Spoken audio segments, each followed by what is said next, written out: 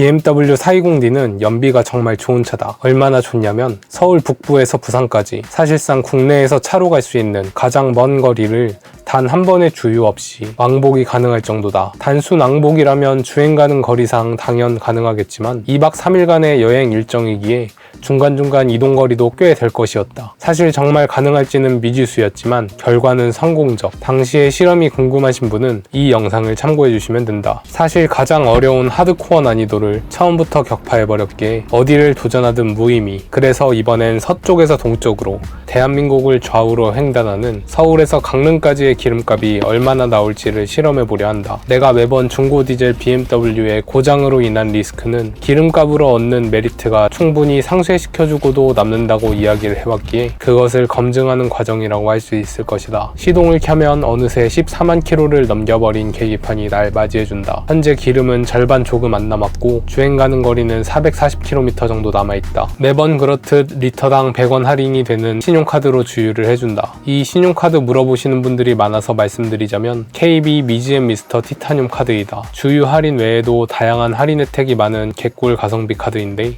안타깝게도 단종이 되어 더 이상 신규 발급이 되지 않는다. 재발급도 막힌 거로 알고 있어서 이 카드 유효기간이 지나면 이제 더 이상 사용하지 못하게 된다. 너무 아쉬운 부분. 기름은 만땅을 채웠고 누적 주행거리는 14만 706km, 주행 가는 거리는 942km로 나온다. 목표한 강릉까지는 약 222km에 2시간 24분이 걸린다고 나온다. 막히지 않는 시간대에다 비교적 강릉이 가까운 서울 동북부에서 출발하기 때문이다. 자, 여기서부터 테스트 시작!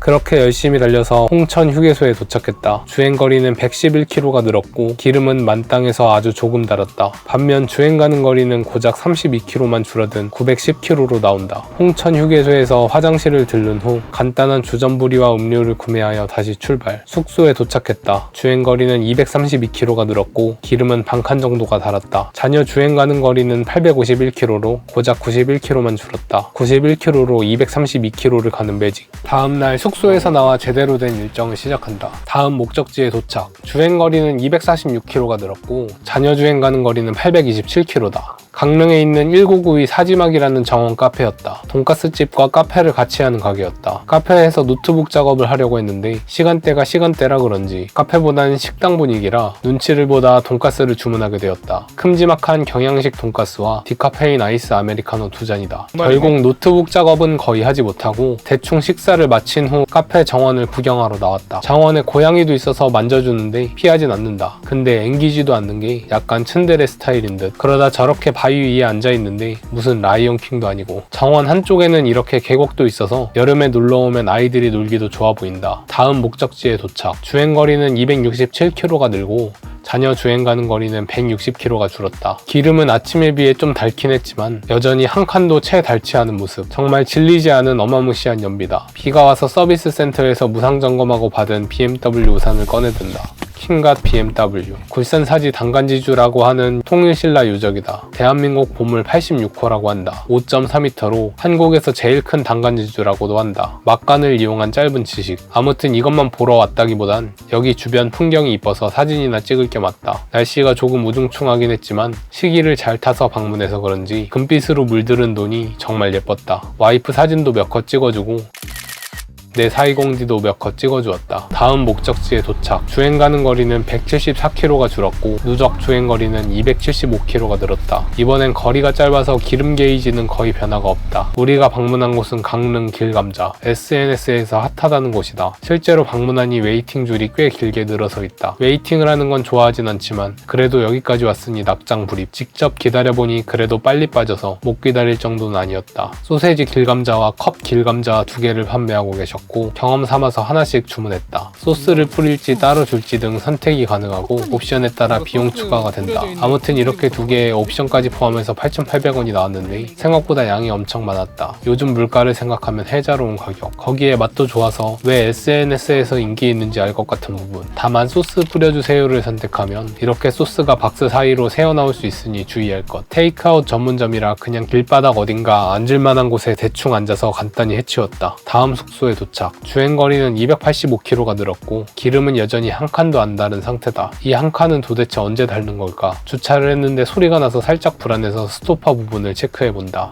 가끔 낮은 차량들은 여기에 긁히거나 정말 재수 없으면 낑겨서 범퍼가 파손되는 경우가 종종 발생한다. 다행히 머드가드가 닿은 소리였다. 머드가드는 이런 식으로 이미 많이 닳아서 체념한 부분. 경포대 YNG 호텔앤펜션이라고 하는데 대충 네가 뭘 좋아하는지 몰라서 다 준비했어 같은 느낌. 지하엔 탁구, 보드게임, 오락기, 노래방이 있다. 아날로그로 된 건 다 무료, 디지털로 된 건 유료다. 근데 여기 노래방 소리가 숙소 안까지 다 들린다. 여기도 고양이가 사네. 경포대까지는 가까워서 도보로 이용할 수 있다. 내가 돈 없는 가성비충이 아니었다면 이런 곳으로 예약했을 텐데 아쉽구만. 경포대 산책하면서 밥집 둘러봤는데 비싼 곳밖에 없어서 수소문 끝에 가성비 밥집을 찾았다. 비싼 관광지 물가가 부담되신다면 이쪽으로 오시라. 1인당 10,000원부터 시작한다. 우리는 인당 15,000원에 오삼불고기를 시켰다. 다른 곳에서 대게 먹었으면 최소 20인데 3만원으로 끊었다. 소화시킬 겸 경포대 산책 한 바퀴 돌다가 후식으로 응커피를 테이크아웃 한다. 테이크아웃 하면 할인해준다. 스카이베이 예약은 못했지만 여기에 입점해 있는 칙바이칙을 방문하였다. 근데 자리나 주문 과정 등이 아직 오픈 초기인 건지 뭔가 좀 상당히 애매하고 또 애매했다. 햄버거 빵도 차가웠고 안 먹어본 브랜드라 경험 삼아서 가봤는데 그냥 일반 정식 매장 가는 걸 추천한다.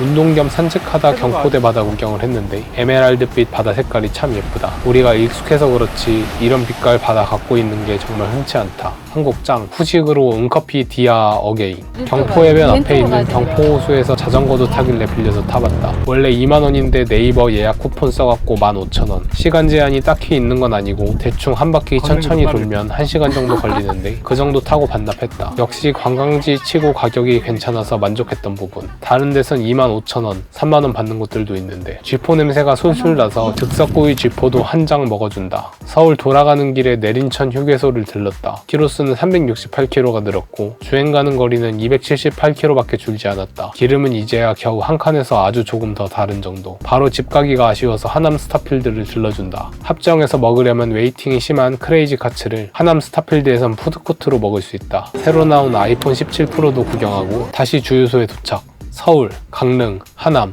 서울의 짧지 않은 거리. 기름은 어느새 거의 2칸 가까이 달아있다. 주행거리는 최종적으로 530km가 증가했고 주행 가는 거리는 360km만 줄었다. 디젤 연비 클라스 진짜 오진다. 요즘 전기차들 완충해도 실주행거리 500km도 못 넘기는 경우 많은데 이 미친 연비의 BMW B47 엔진은 무려 530km를 타버리고도 582km를 남겨버리는 엄청난 모습을 보여준다. 하지만 그래서 중요한 것은 바로 기름값이 얼마나 들었냐는 것. 올라가는 주유 페이지. 최종 결제 금액은 41,000원, 리터당 1,479원이니까 27.8리터가 들어갔고 실년비는 무려 19km per 리터, 1km당 주행 요금은 77.5원이다. 하이브리드 수준의 미친 연비. 이것이 연비충이던 내가 아이오닉 하이브리드를 타다가도 BMW 420D로 기변할 수 있게 된 이유다. 버스나 KTX를 이용할 경우 중간 이동 없이 단순 왕복만으로 인당 6만원에 가까운 돈이 든다. 둘이 가게 되면 12만원. 그런데 420D로 왔다 갔다 하면 톨비 포함해서 65,000원이면 떡을 친다. 이전에 탔던 포르테쿱 1.6 모델의 경우 1km당 133.5원, 제네시스 쿠페 2.0 터보 모델의 경우 1km당 166원이 나왔다. 각각 1.7배, 2.1배 비싼 유류비다. 1년에 2만 km 탄다고 가정했을 때 BMW 420D는 155만원, 포르테쿱은 263만원, 제네시스 쿠페는 325만원의 비용이 들어간다. 심지어 당시에는 예전이라 지금보다 훨씬 기름값도 저렴했다. 결국 지금으로 따지면 훨씬 더 돈이 많이 들었을 거다. 결국 국산 가솔린보다 1년에 100에서 170만원가량 이상을 절약할 수 있는 건데 과연 수리비로 이 차이를 메꿀 수 있을까? 일단 나는 3년 타면서 고장으로 인한 수리 비용은 지금까지 빵원. 중고 디젤 BMW의 뽕은 3년을 타도 사라지지가 않는다. 연습용으로 경차가 좋은 게 이렇게 시동이 쉽게 꺼지니까 이 경차에서 수동을 마스터하면 어떤 차를 타도 수동을 탈 수 있겠다, 그런 생각이 또 들기도 합니다. 수동이 조작감이 재밌다 보니까 오히려 저는 시내에서 더 재밌더라고요. 완전히 출퇴근길 꽉 막히는 시내에서는 타본 적은 없는데